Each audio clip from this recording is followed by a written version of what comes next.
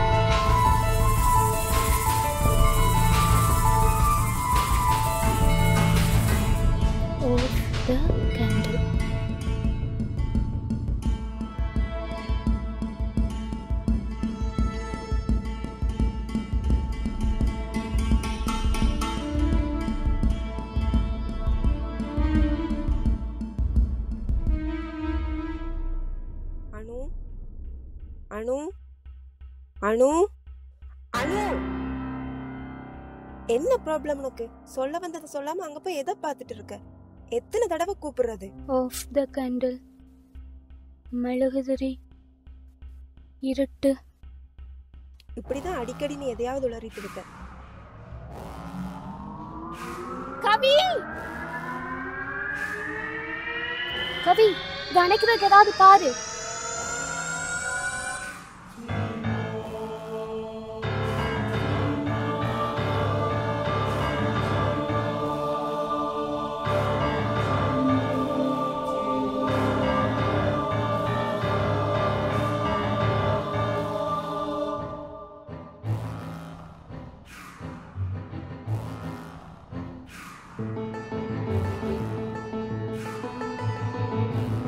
எப்படி நெருப்பு பிடிச்சது?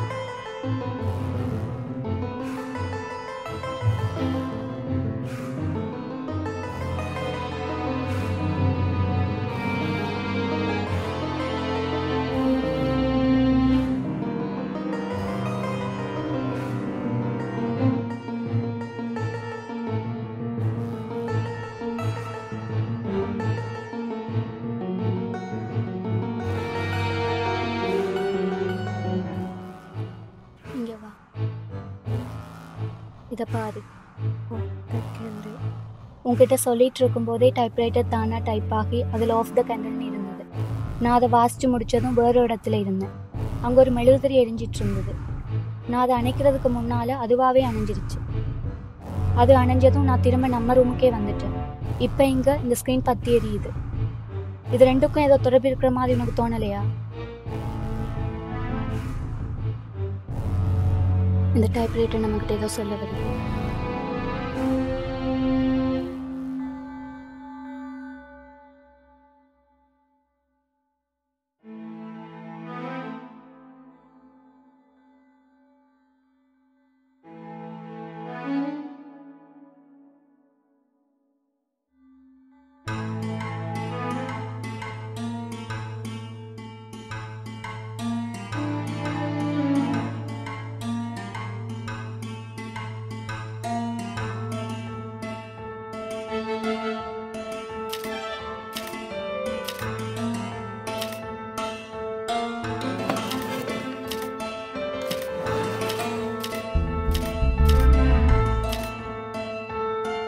கவி, கவி,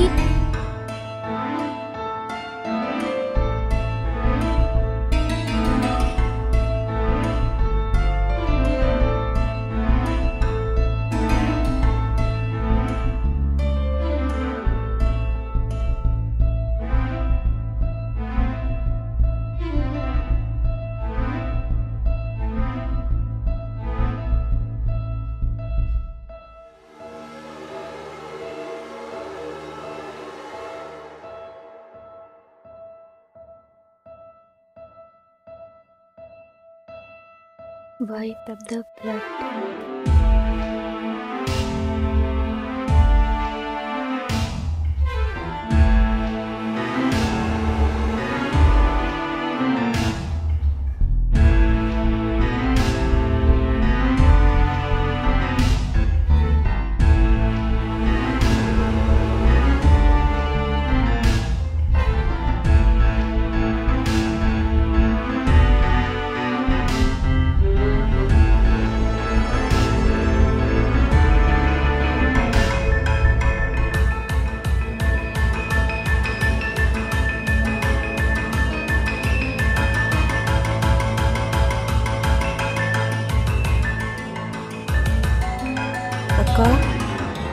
அக்கா, அனு.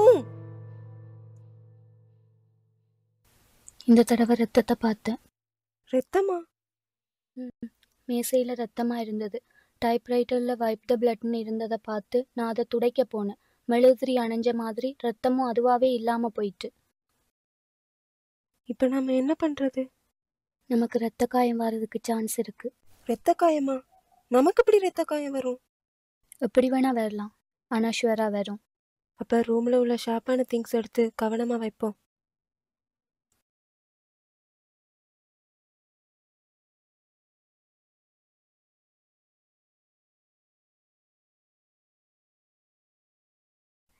கவி,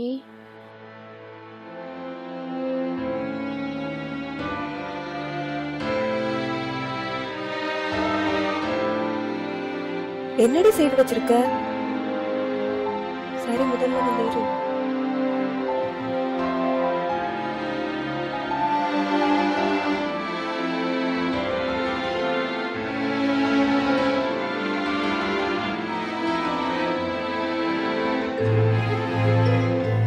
நான் அப்பவே சொன்னேன் இந்த டைப்ரைட்டரை தூக்கி வெளியே போட. இப்ப பாரு, உனக்கு ரத்தம் வர அளவுக்கு நடந்துட்டு. ரொம்ப வலிக்குதாடி, கொஞ்சம் பொறுத்துக்க, சரியாகிரும். எப்படி இந்த காயம் வந்தது? நாம தான் எல்லாத்தையும் எடுத்து கவனமா வச்சுட்டோமே.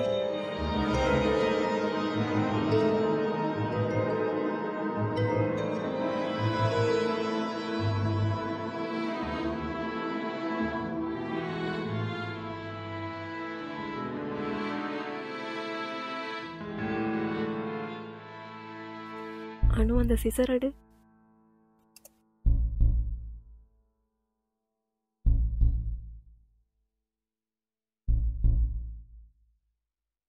இதாலதான் எல்லா ப்ராப்ளமும்.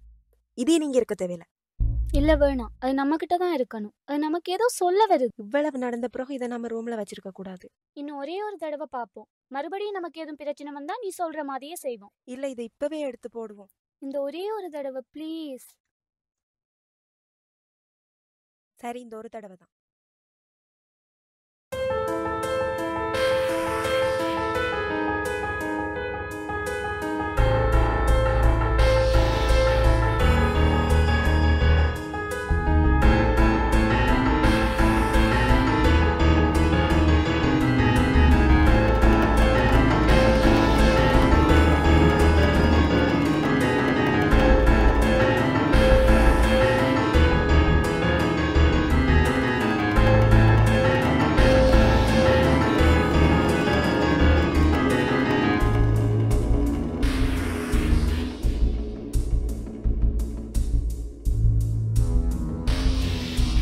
Now look what's real.